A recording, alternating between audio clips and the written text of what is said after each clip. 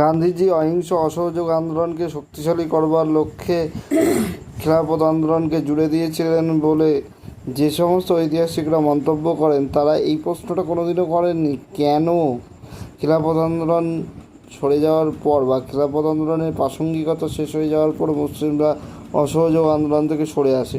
প্রকৃত অর্থে মুসলিমরা সাম্প্রদায়িক নীতি অনুসরণ করেই তারা খিলাফত আন্দোলন শুরু করেছিল।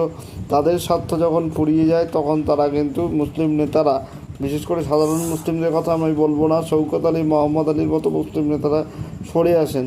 তারপরেও গান্ধীজির মুসলিম তোষণ বন্ধ হয়নি। তিনি সর্বদাই মুসলিমদের স্বার্থ রক্ষায় তৎপর ছিলেন। এমনকি পাকিস্তান সৃষ্টি হওয়ার পরে জিন্নাকে কেন 55 কোটি টাকা দেওয়া হলো না এবং তা দিতে কেন দেরি করা হচ্ছে, তার জন্য তিনি রীতিমতো কৈফিয়ত তলব করেন জওহরলাল নেহরু এবং সর্দার বল্লভভাই প্যাটেলের কাছে।